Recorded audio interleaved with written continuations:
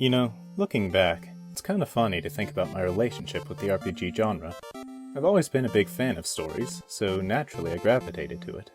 But at the same time, I always preferred real-time gameplay over turn-based. With the medium as it is now, that may not seem like a big deal, but the further back you go, the rarer the overlap becomes, which is what makes today's game such a fascinating work. Released on the NES in 1990, Crystalis feels in many ways to be way ahead of its time. Not only is it an action RPG on the NES, a rarity in its own right, but it has an expansive story, with a large cast, several regions, with multiple towns each, and a surprisingly complex web of systems that would be impressive even on the SNES. It's a game that is incredibly impressive for its time, while still being an interesting and enjoyable experience today. As such, I figured it might be interesting to do a sort of retrospective on it, going through the whole game to show what it does that makes it stand out. This will be a full spoiler analysis, but we'll be covering each beat as it comes up, so as to best replicate the experience of the game itself. This means there won't be a separate spoiler section, but it'll be structured so that, if at any point you want to play the game yourself, you can put the video on hold and won't be spoiled on anything beyond that point. Felt like the fairest compromise between a comprehensive analysis and a shout out to an underappreciated classic. So then, preamble out of the way, how about we get into it?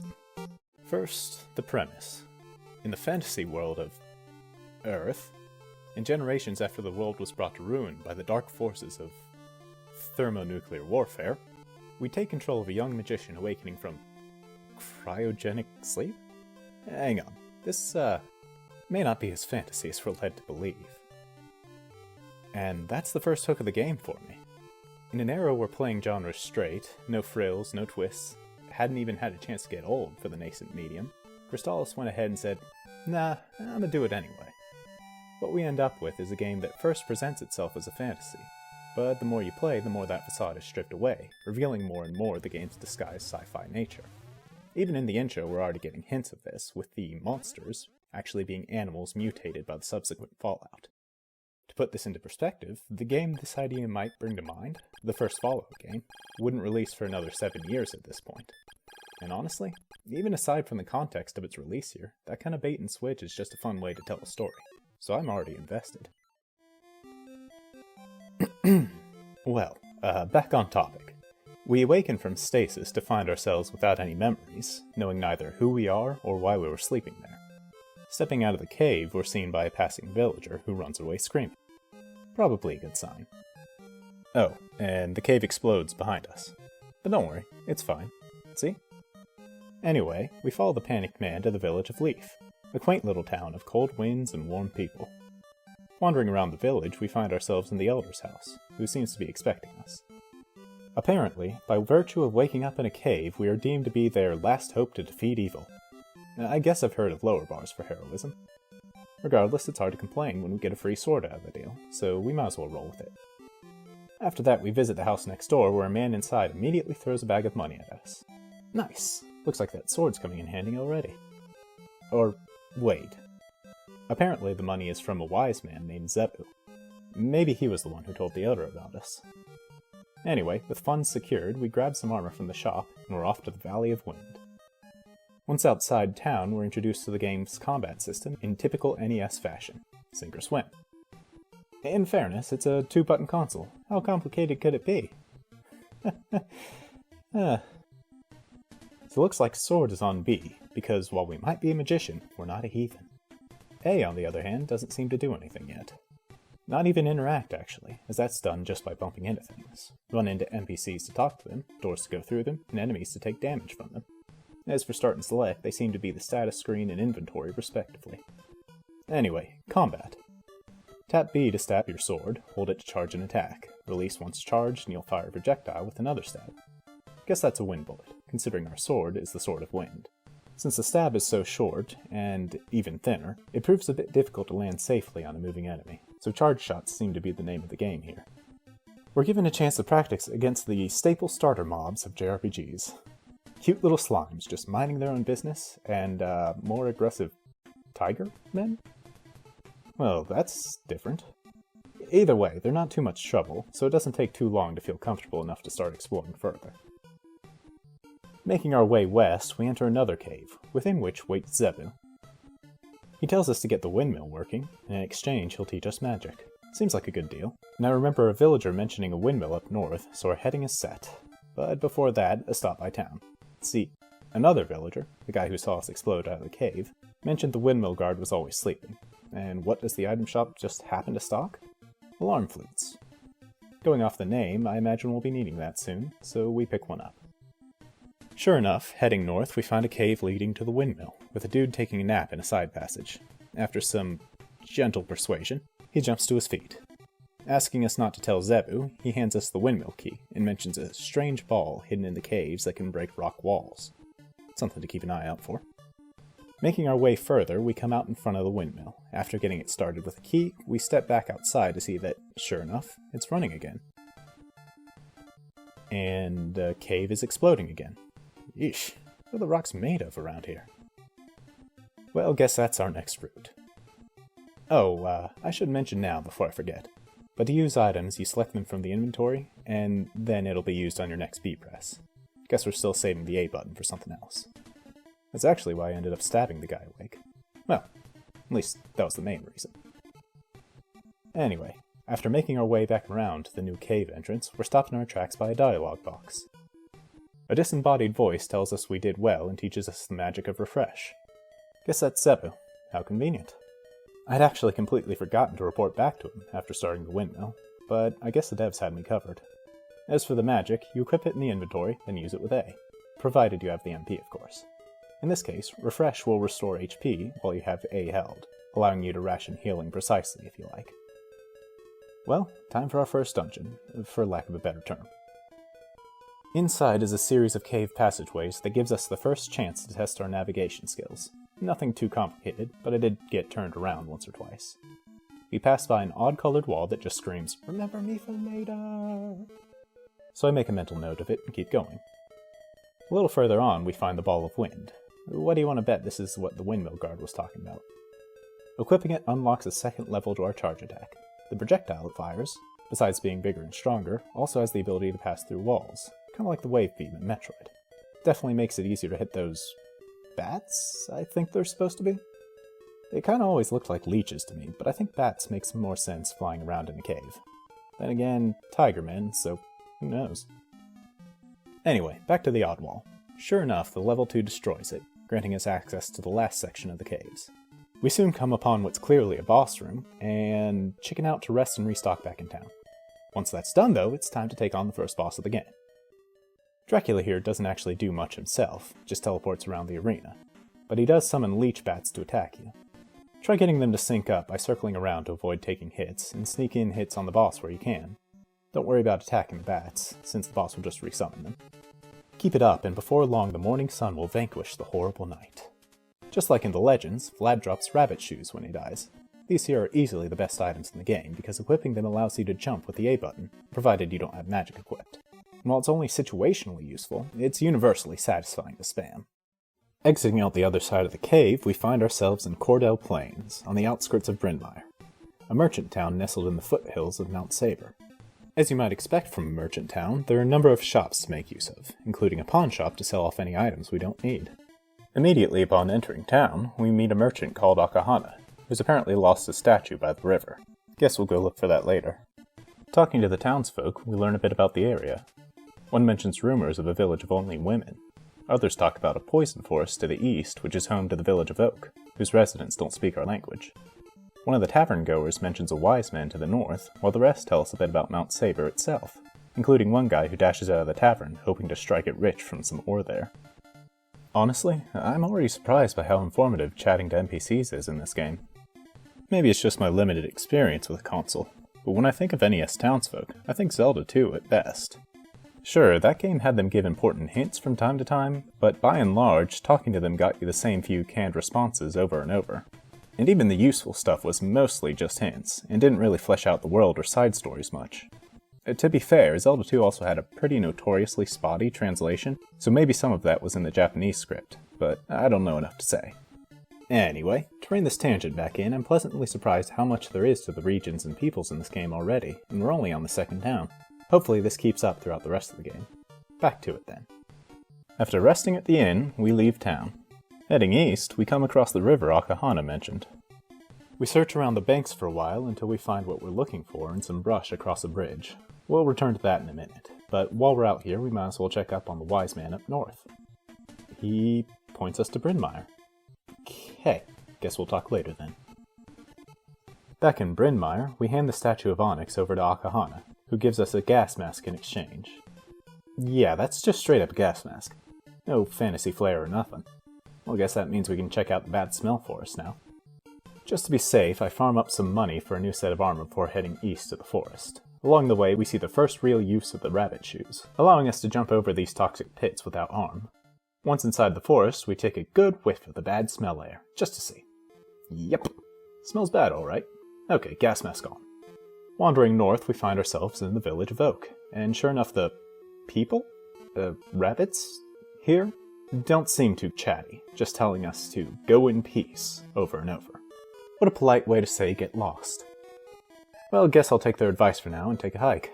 Why don't we see if the wise man has any advice for us? Sure enough, back at the cabin we meet a new face, Tornell. Apparently this guy's the wise guy, and the guy we met before is Stom, his pupil. Tornell has us spar against Stom to prove our worth in a mashing minigame. Unfortunately, we get stomped. Funny enough, I always assumed this was a stat check you had to grind for, but no, it turns out that each time you rematch Stom, he gets easier to beat, regardless of gear and level. Unintuitive, but I can see what they're going for. Makes it a little training arc thing, where we get stronger by sparring together. Pretty neat, honestly. We eventually beat him, and Tornell teaches us telepathy as a graduation gift. This spell lets us talk to animals and call it the wise men for advice. Guess it's also how Zebu taught us Refresh earlier. Anyway, Tornell then tells us to come find him at the training place, once we have the tornado bracelet, then vanishes in an instant. How did... Aight. Stom sees us out with a bow, and we're off to the village of Oak again. Now that we have telepathy, the language barrier isn't an issue, and we can talk to the townsfolk here. Unfortunately, just because we can talk, doesn't mean they want to. Yeah, it turns out the village of Oak really hate humans, so they're not exactly keen on helping us out. Walking around town, we're met with multiple flavors of scorn and disgust. The only person in town who doesn't spew bile at us for existing is a parent who's too preoccupied by their child going missing in the forest. Wait, the poison forest? The ones where the plants emit toxic fumes. I don't know how to break this to you, but I'm not liking his odds here. Then again, I guess they aren't human, so maybe they're not affected by the poison.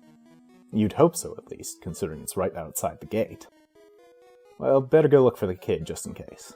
Heading southeast, we find him in tears at the end of one of the forest paths, and he follows us back to the village. And can I just say, I am so grateful that while he actually does follow you, he can't take damage, so it's a pretty painless walk back. Grateful for our help, the kid's parent gives us an insect flute as a reward. Plus, this act seems to have gotten the villagers to soften up to us slightly, allowing us to actually talk to them and use their shops. They still hate humans, but they think we're alright. Baby steps, I suppose. As a result, the village elder decides to trust us with another request. Take down a monster in the poison swamp. Apparently the only thing that can kill it is an item in the elder's possession. Although they can't use it themselves, its presence alone was enough to keep the thing away from the village. Despite this, though, several dwarves have already been eaten by this monster. They're dwarves, by the way, not rabbits. With that, the elder entrusts us with this precious item, the Sword of Fire. Sweet. Well, back to the forest then. To the northeast, we come across a rather suspicious, and dare I say, arena-like clearing. Using the insect flute, we summon up the big bug himself. Beelzebub here has a pretty simple pattern. Shuffle a bit, then pew-pew. Complicating this is the babby ad he spawns to pester you, and his deceptively small hurt box. But after some careful positioning and spitting of hot fire, he goes down. After exploding, he leaves behind a chest containing the ball of fire. Now our Sword of Fire has its level 2 shot. And this one's pretty awesome. Rather than just a bigger bolt, the fire level 2 is a long stream of flames that both looks cool and hits multiple times. Alright, let's report back to Oak. Seems like our good deeds have made the dwarves reconsider humans as a whole, and the Elder tells us to keep the sword. One of the villagers mentions a training ground for wise men to the west, so I guess that's our cue to head to Mount Saber. Just south of Brynmaer lies the southern path up the snowy peak. Armed with the power of fire, we begin our climb. Within one of the caves, we come across a conspicuous ice wall which we melt with the level 2. Continuing through the opening, we meet... Zebu? Huh. So Mount Saber connects back here. Zebu says he's got a bad feeling and implores us to check in on Leaf Village. Sure enough, upon returning to town we find it eerily empty. The townsfolk are nowhere to be seen, and the only living thing we find is the Elder's pet rabbit. Using telepathy, we learn from it that the villagers have been kidnapped by some unknown group.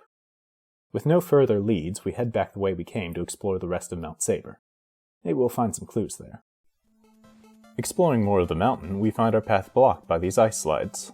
Attempting to walk up will see you slipping back down and breaking your back against the path below. However, using our rabbit boots, we're able to jump up some of the smaller ones before losing our footing. Within the caves beyond, we find the Tornado Bracelet, granting our Sword of Wind a 3rd charge level. Level 3 charges work a bit differently than level 2's, in that they are much more powerful, but also cost MP to use, so they're best used sparingly. Then at the top of the mountain path, we again meet Tornell. Guess this was his training spot. He then teaches us teleportation before pulling his disappearing act again. Guess we know how he does it now. With Mount Saber's southern path explored, we warp back to Brynmaer to rest, before heading toward its northern approach. A little ways into the northern path, nestled against a mountain ridge, we find Nindar's Inn. This fancy place contains a tavern, an item shop, and of course sleeping arrangements. Oh, and an absolutely savage old man. Feeling better prepared for the climb, we continue along the path to see a man lying at the base of an icy slope. Wait, is that? It is! It's the guy from Brynmaer Tavern! Yeah, looks like his trip to Strike It Rich didn't go to plan. Apparently he was captured and forced to mine for some armed group. The same group that kidnapped the residents of Leaf. He got wounded trying to escape and fell down here. But not to worry. After all, he was found by the hero just in time to help. Oh, he just died.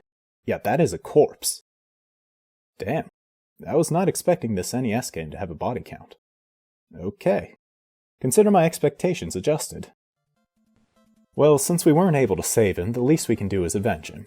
Plus, we still have to rescue the Leaf villagers. So we continue on the path until we overhear some soldier types talking.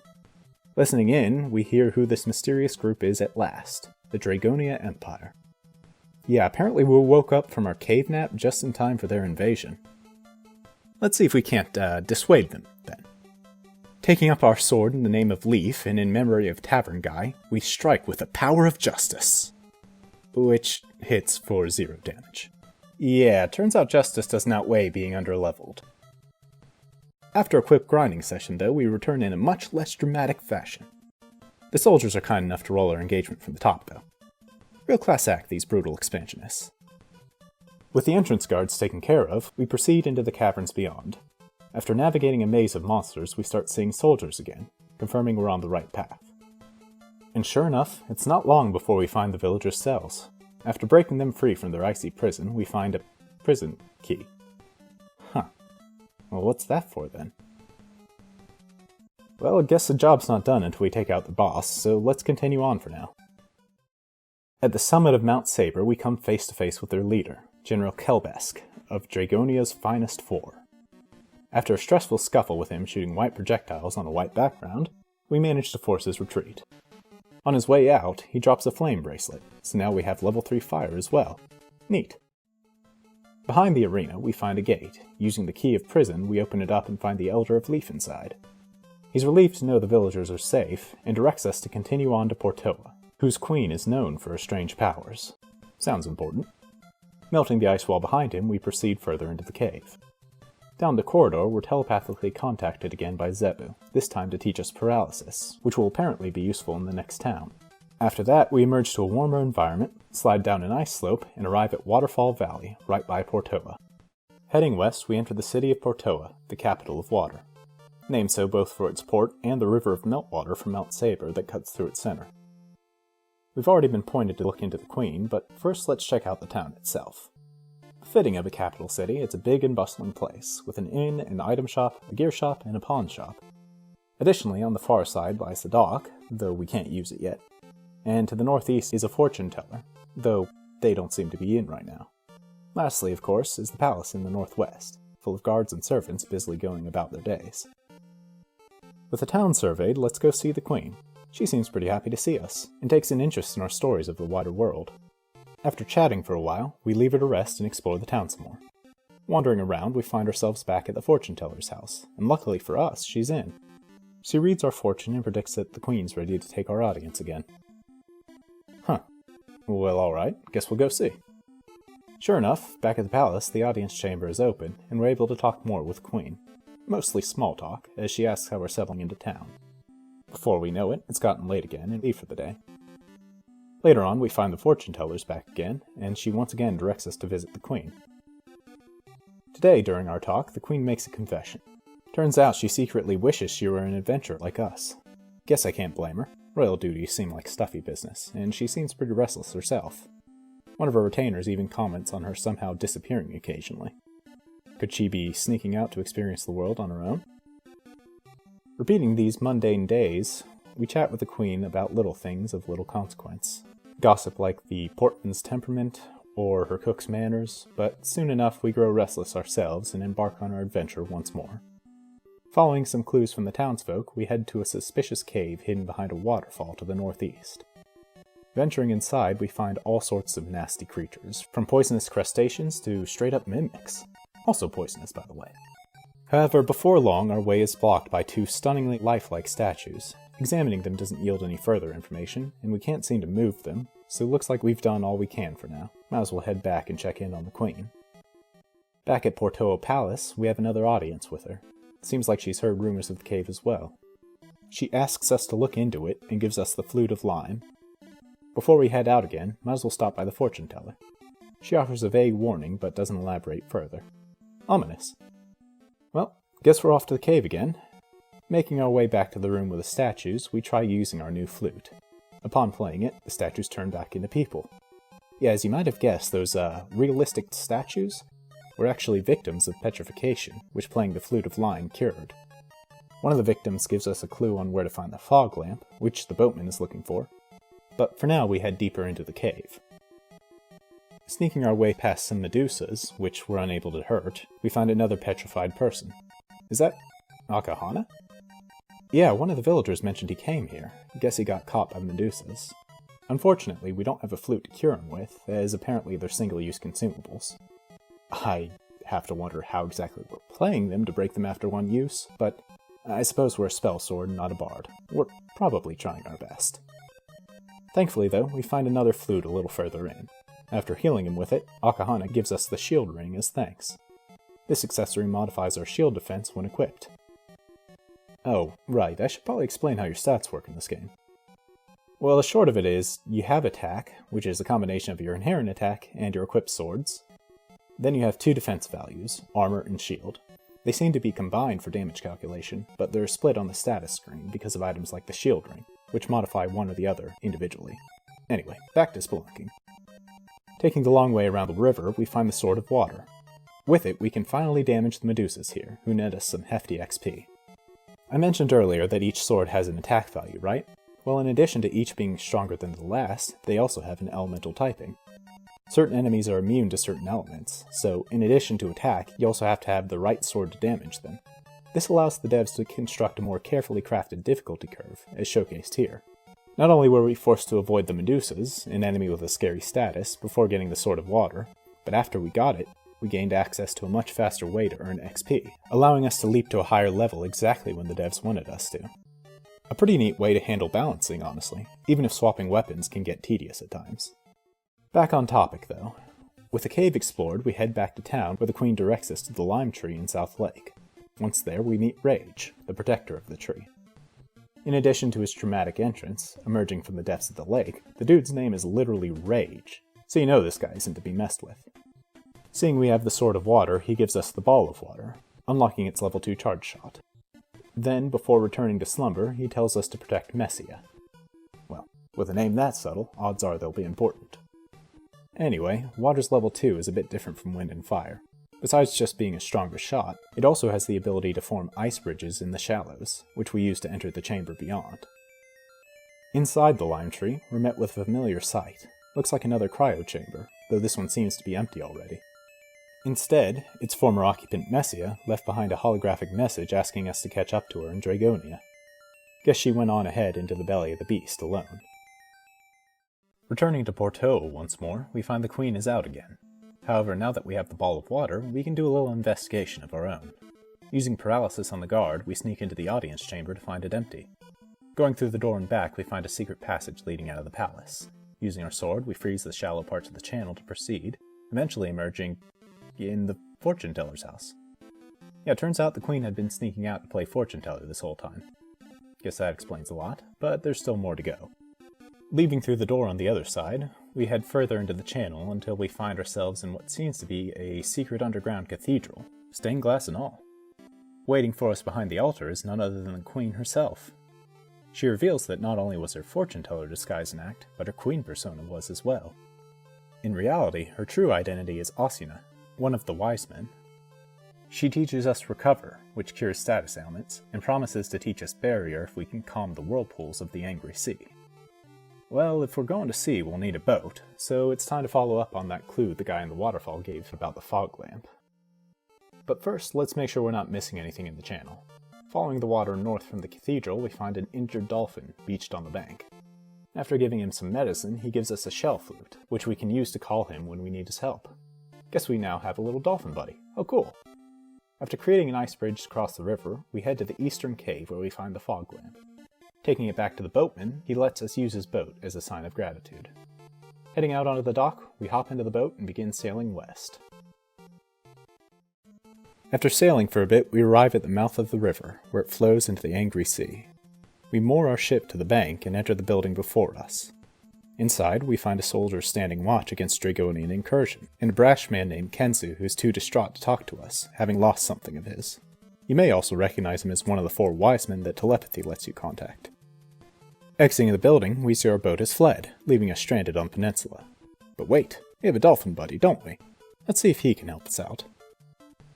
Playing the shell flute, our friend comes swimming over to give us a ride, allowing us to explore the angry sea. Taking a look around, we find a central cave that politely requests we come back later. Some northern waterfalls with a passage through them blocked by a whirlpool, an empty shrine to the northwest, and a beach to the east. Following that last one, we enter the town of Joel. This secluded town would be cozy if it weren't for the people here being so on edge. Everyone seems jumpy, and there's talk of some kind of sacrifice. Let's see if we can track down the elder here and learn what's going on. Inside the elder's house, we learn that people from Evil Spirit Island came by and demanded they send a girl as sacrifice, or the town would face their wrath. Messia, who happened to be in town at the time, volunteered as tribute, and was taken away. Well, guess we know where to find her now, at least. In case you were wondering, yep, seems this has to do with Dragonia as well, as a villager informs us it all started when a Dragonian sorceress arrived at the island to the west. Calling on our bestest buddy once more, we ride to Evil Spirit Island. After navigating its caverns, within which we find an iron necklace to boost our armor defense, we find a ruined village full of zombified residents. Hiding in the basement of one of the houses, we find Clark, the brother of Joel's elder, who came here to investigate. From him we learn the sorceress's name, Sabera. In the hills behind the ruined village, we find a fortress occupied by a Dragonian contingent. Fighting our way through, including a rematch with old Flatty Boy, we arrive to find Messia? She tells us that a sorcerer is in the chamber behind her, and we proceed on. Once inside, we find... wait, Messia? Again? Who tells us this was a trap and to flee. But the entrance is blocked behind us, so we have no choice but to try our luck down the pit. In doing so, we're dumped back at the fortress entrance. After making our way back to Messia's room, she tries to get us to enter the cell again, but we're not falling for it this time, and decide to make her reveal her true form. And I just gotta say, the game really goes for it here, guilting you repeatedly to test your resolve as you would have to attack Messia multiple times, with her crying out each time before she drops the act. Revealing herself as Sabera, one of Dragonia's finest 4, the battle begins. She's immune to wind and water, so we equip our Sword of Fire and battle it out. After turning up the heat, she's forced to beat a hasty retreat. Unfortunately, she grabs Messia on the way out, taunting us to follow her to the Empire's stronghold of Goa. In her wake, she leaves behind a broken statue, which we grab before returning to the destroyed village. With Sahara gone, her spell is broken and the villagers are restored to their human forms. We check in on the residents, as well as Clark, who give us clues to calming the whirlpools and eyeglasses respectively. Now that the situation's under control here, let's report back to Joel. Everyone here seems to be breathing a sigh of relief, which is good to see. However, it's a little unclear what we need to do next. Through the villagers' dialogue so far, we can piece together that to calm the seas we need to return the statue of gold to the shrine on the northwestern island.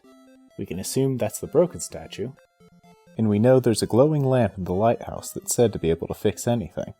But how do we get to the lighthouse? Guess it's time to phone a friend. Calling up the wise men, we get some clues. Zebu says we'll need special glasses to get to the lighthouse, while Tornell and Asuna point us to Kensu, who's since left the Peninsula building, and calling Kensu points us to the channel behind the palace. Well, thinking back, there was an odd place in Joel, a seemingly pointless room attached to the Elder's house. Maybe using the glasses there will... Yep, secret passage. Following that, we find ourselves at the lighthouse, with the sleeping Kensu inside. This calls for another alarm flute. None too pleased at being awoken, he teleports away, but leaves the glowing lamp behind. Using that to fix the statue, we replace it at the shrine and calm the seas, opening the passage north past the waterfalls. As we pass through, Asuna contacts us telepathically and, as promised, teaches us Barrier.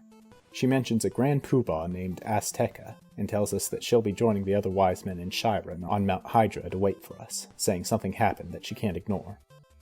Hopefully that's nothing to worry about. For now, though, we continue north until we arrive at the town of Swan.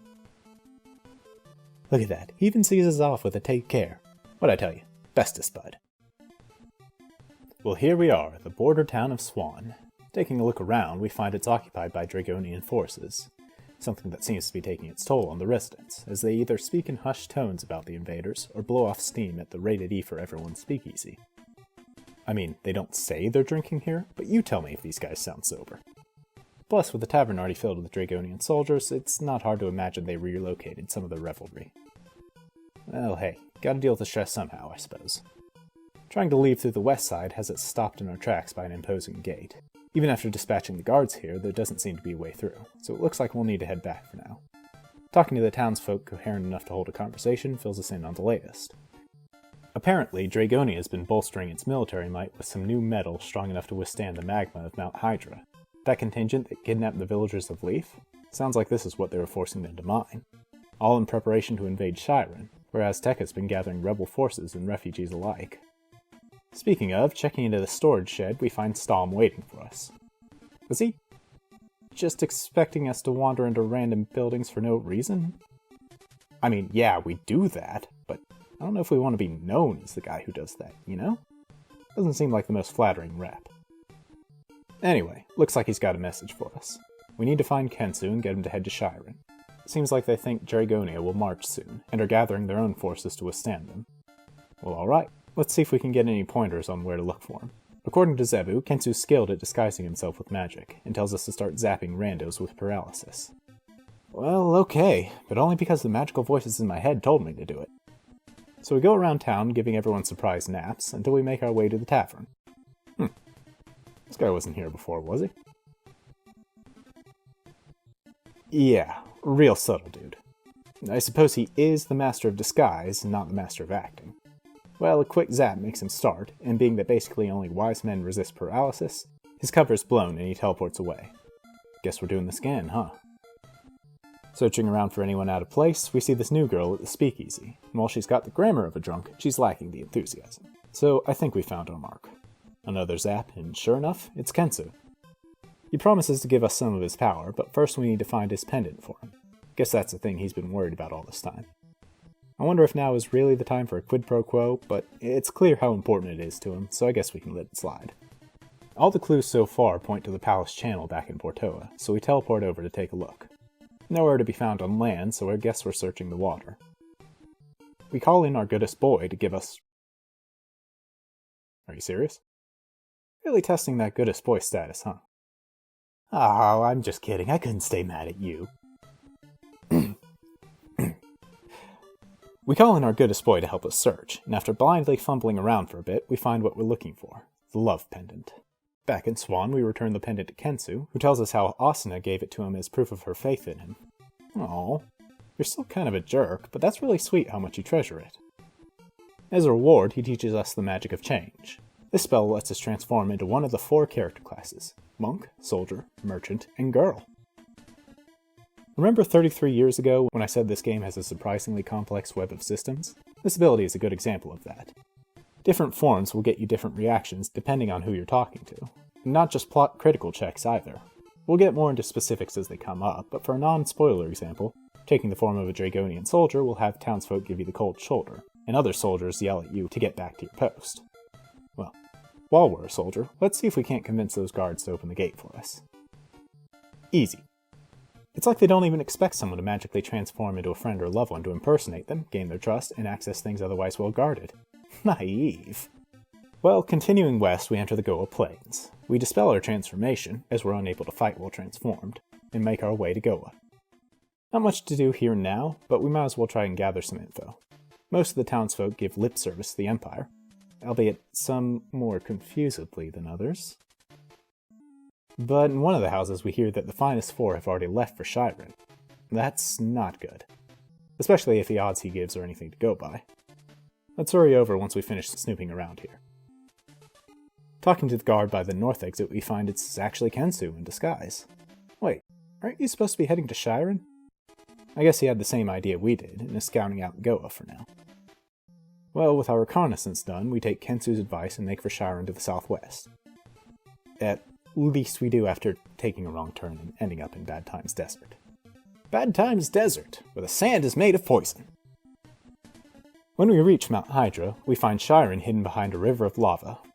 Looks like that's what Dragonia needed the metal for, but we have other ways across. Using our Sword of Water, we freeze hell itself. Or at least part of Magma Stream to cross safely.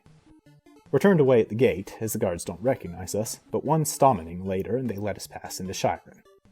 The secluded town of Shiren is a training ground for aspiring wise men. Its remote and inhospitable locale also provides the perfect sanctuary for those fleeing from Dragonia. Or at least it did. Taking a look around, we run into Akahana. Apparently he moved here after his hometown of Goa started becoming militaristic. Between that and the implication that Goa Castle was built within the lifetime of some of its residents, it seems this was a relatively recent change for the nation. We also get a chance to talk to some refugees, including a man whose wife and child died during their escape.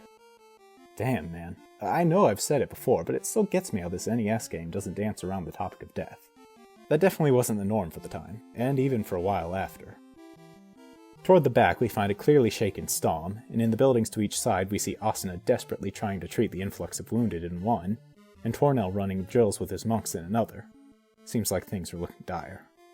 Up the hill behind the village, we find Zebu, who tells us the strongest of the 4 elemental swords, the Sword of Thunder, is locked away in the Cave of Styx up the mountain, and guarded by evil spirits too strong even for the wise men. He gives us the key to Styx, asking us to be careful. Just getting to the cave at the peak is no joke, as there are a number of tricky enemies along the way, including literal living lava. But we make it and unlock the gate. Once inside, we find our path halted by pairs of statues, creating a projectile barrier of pain. Luckily, we have a barrier of our own, and use it to slip past without injury. Defeating the sorcerer in our path, we continue on to... Yeah, no, that Styx alright. 100% bona fide river of death. After a few attempts, it becomes clear we need to do a little preparing for this one. Spending some time farming mimic chests for money, we save up enough for a new set of gear. However, there is a shield at Shiren we couldn't afford. Considering how things are looking, it may be best to keep farming up to get it now. And farm we do. So much of it. Fighting lizard men at the base of Mount Hydra this time, we eventually earn enough to afford the sacred shield, and even gain a level in the process. Heading back to Shiren, we pick it up, and it's weaker than our current shield. Oh. Okay then, I guess that's fine. I'm fine, everything's fine. With a bitter taste in our mouths, we proceed on to Styx, fully prepared this time to withstand anything it may throw at us, and it's over. The sword was just down the hall from the intersection I kept dying at.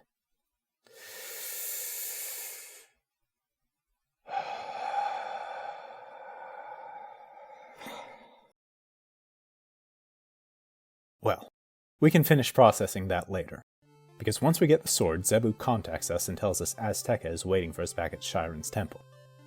Finally, we get to meet this Grand Poobah guy and see what he's about. The wise men teleport us back to Chiron, and we're greeted by Azteca himself in the first of this game's major lore dumps.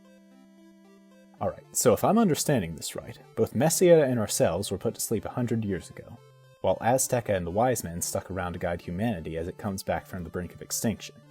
Dragonia, who was one of the wise men, succumbed to ambition during this time, and took 4 of their strongest pupils to establish the expansionist Dragonian Empire in Goa, with those pupils becoming the finest 4. Messiah and our character were awakened in response to this, as we were to serve as a contingency plan in case things got out of hand, due to us possessing some sort of power. In fact, during the past 100 years, the wise men spread legends about us being humanity's savior, to make it easier for us to rally people behind our cause when we awoke, since they'd see us as heroes of prophecy. Unfortunately, Dragonia plans to use Messiah's power for his own ends, which is why she was captured. Even Azteca isn't sure what the nature of her power is exactly, but judging from Dragonia's recent actions, it's probably not a good idea to let him use her. That's honestly a pretty cool backstory. I like the twist on the chosen hero trope here, where the prophecy was manufactured specifically to help the heroes carry out their contingency plan with as little resistance as possible, rather than being rooted in any sort of actual destiny or future sight. It's sneaky and manipulative, but considering humanity had already nearly wiped itself out by this point, it's hard not to see the rationale behind it. With this new information in mind, we say our farewells to the people of Chiron, definitely not raising any death flags in the process, and march on Goa alone. Once there, we see Kensu again, still undercover. He tells us the Emperor is after the floating tower from the intro, seeing it as an ultimate weapon. From what we know about its origin, being created by pre-collapse technology to be powerful enough to enforce peace across the world, we really don't want him getting his hands on it. Considering the urgency of the matter, we of course head straight to Portoa. Yeah, so not exactly sure why I chose to do this now. Guess I just wanted to be fully prepared before we have fun storming the castle. And to that end, remember the village of only women we heard about a while back? Well, we might as well check that out now. Unsure of where to find it, we first check out Waterfall Valley, which we hadn't fully explored since getting the Sword of Water. Creating an ice bridge in the southern part of the river, we head east into an unexplored cave, on the other side of which we find the Carissa plant, in this lovely little hidden meadow. Yeah, so now's as good a time as any to talk about the sequencing in this game. Specifically how loose a lot of it is. See, while I've been mostly doing things in their logical order, a benefit of a second playthrough, there's actually a lot of things you can find or do early, this meadow being one of them.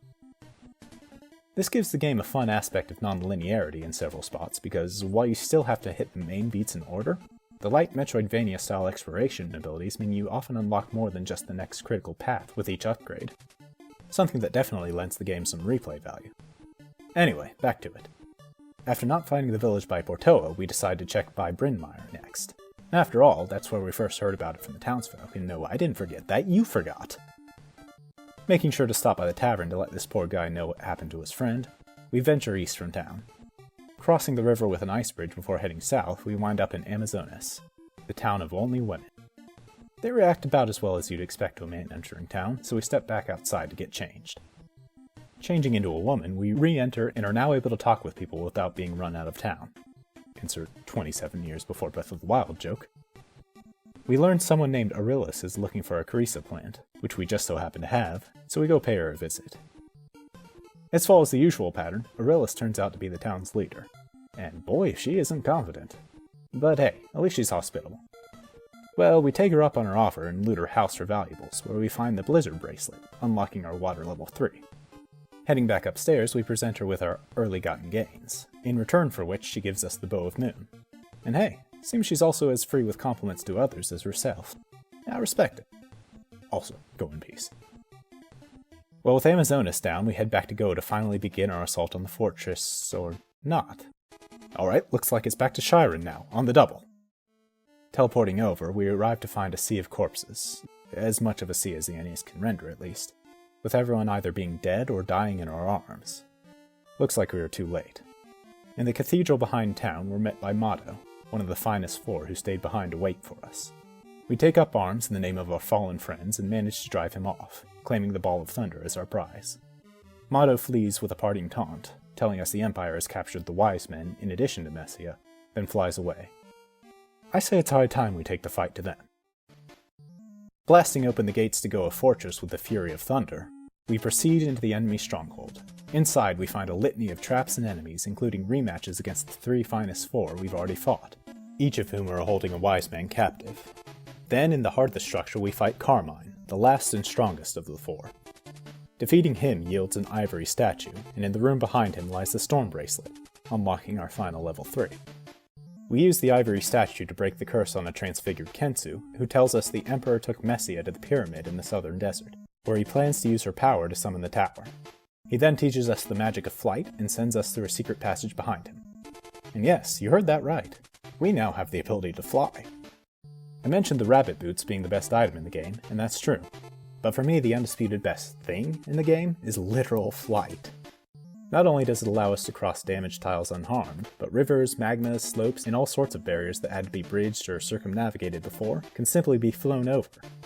And besides, maybe it's just my inner child, excited to live out his lifelong fantasy, but it's just friggin' cool to be able to fly, period. Especially unassisted like this, without an airship or a mount.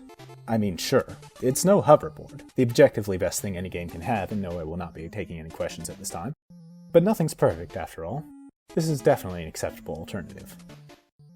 Anyway, reining in my glee, we proceed through the passage and emerge in the Bad Times Desert, or as it's legally known, Death Desert. Both fit, honestly, considering the sand is, again, made of literal poison. But that's no longer our problem, because we can fly, baby! Before we move on, though, let's explore that side path we came out of. Doing so nets us a power ring, which boosts our attack, and leather boots, which let us walk on damaged tiles safely. The latter is a little less exciting now that we have flight, but it's worth noting you can get this much earlier, as soon as you go through Swan, which will save you some headache and Goa Fortress's spiked floors. But even now, it's useful as a flight alternative in case we need to conserve MP. Technically, you can get the same effect by jumping with precise timing using the rabbit boots, but that's a bit tricky, risks launching yourself face first into enemies, and might actually just be a glitch. So this is clearly the more intended method. Anyway, with all that done, it's time to head deeper into Death Desert. Using flight to bypass some sinkholes blocking a cave, we travel through a tunnel and emerge in a field of rabbits, one of which wonders aloud when Storm will be back to play with him. Ow, my heart. Fleeing from our emotions, we continue on to the desert town of Sahara. Amidst scorching sun and deadly dunes lies the town of Sahara. Up until now, these environmental barriers have protected them from Dragonian incursion, but it seems that, like Chiron before it, that's not to last. Townsfolk report seeing figures matching the descriptions of the Emperor and Messia passing through, and if he gets access to the floating tower, then nowhere will be safe. Paying a visit to the Elder, we learn of the legend passed down about us. It seems our role is to stop the tower, with Messia leading us to it. Fabricated or not, there's probably enough truth to that legend to follow it for now, and so our objective remains unchanged. We continue exploring the town and learn the people here know Storm. Presumably this is his hometown. Taking the hint, we use change to take on his appearance and make another round. Speaking first to the rabbit, we briefly get his hopes up before breaking the news to him.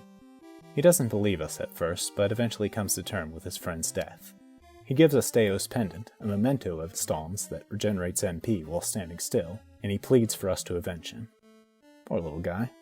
That pendant must be filled with memories, and too painful to hold on to for now. Let's accept it and make good on our promise, for his sake and for Storm's. Still in his form, we talk to the villagers who all regard us warmly, welcoming us back and asking us if we made it as a wise man. We don't have the heart to tell them all the truth. Making our way east, we arrive in the second half of Death Desert, home to the Great Pyramid. Venturing inside, we find it riddled with all manner of nasty, status-afflicting beasts. Thankfully, we have an answer to them. Remember that sacred shield from a while back? The one we farmed for that ended up being weaker than the one we already had? Well, turns out there's more to it than meets the eye, as it also provides immunity to paralysis. Additionally, we picked up a mirror shield back in Amazonas that protects against petrification. Swapping between these as needed, we make our way deeper into the pyramid. After passing through a Lost Woods-style space warping maze, we make it to the last room where Dragonio waits.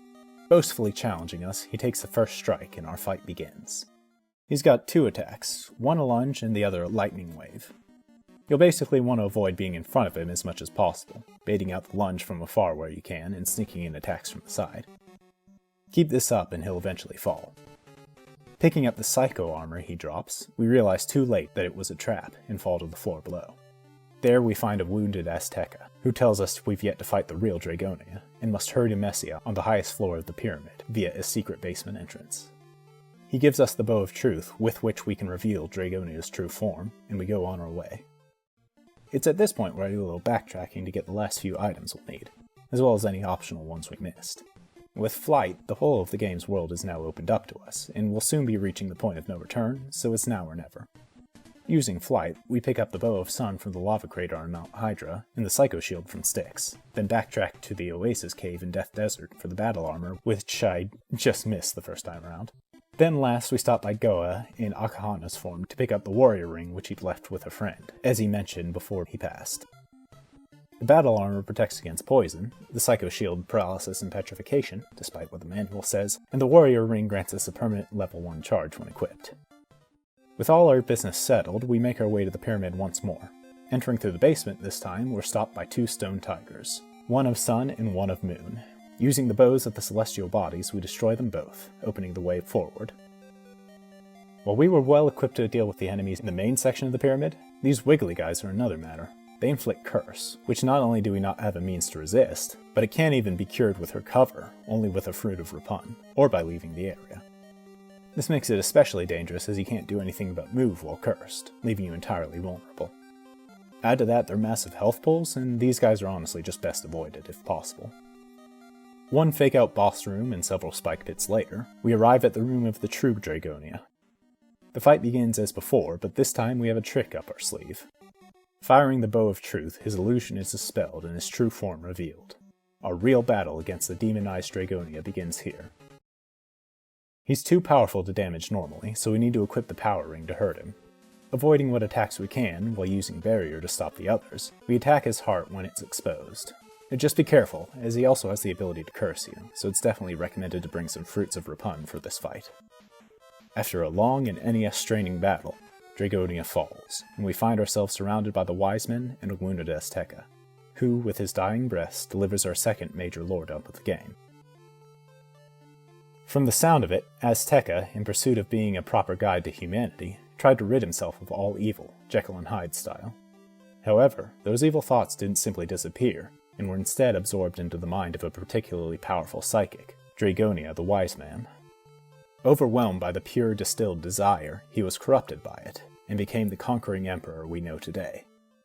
There's more to unpack here, but let's wait a little longer, as Messia telepathically calls us into the next room to take us to the tower. Once there, we're met with the most beautiful scenery I've ever seen on the NES, with us in the tower looking down on the rolling clouds below. We defeat wave after wave of sentry drones, climbing another level each time, and as we do, we hear a voice telling us the true nature of the tower, and ourselves. It's revealed that we in Messia were actually the head scientists who led the creation of the tower, and who, along with others, designed the android known as Azteca to guide humanity towards recovery. Both our character and Messia were put into cryogenic sleep, with our pod set to wake us if the tower was ever activated again. The reason for this was so that we could then serve as judges to decide if humanity deserved to live, or if the tower should be allowed to initiate a second reset. It's also revealed that the voice we've been hearing since arriving is a recorded left by our team after we were put to sleep, to explain the situation and entrust us with the future. Hot damn! I did not see a lot of that coming. Even setting aside Azteca being an android, I had assumed the tower was genuinely intended as a peacekeeping weapon, but was just going to be misused by Dragonia. But to hear that a second societal reset was an intended result is way more hardcore than I was expecting.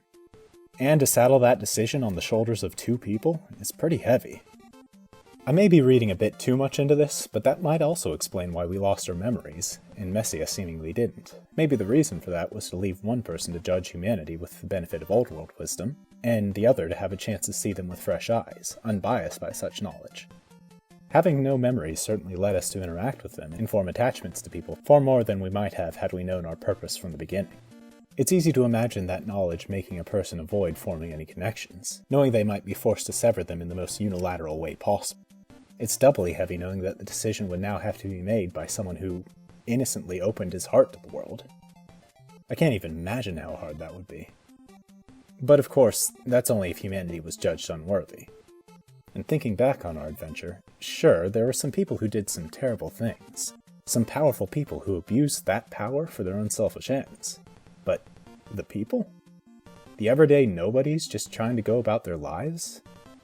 Time and again, they showed us kindness. They cared for each other. They hurt for each other. And we helped each other to grow together. Some were cold at first. Hell, some are still close-minded. But from each and every one of them, we've seen the capacity to love, to be kind, and yes, to be better. How could we possibly see all that and still say humanity doesn't deserve to live?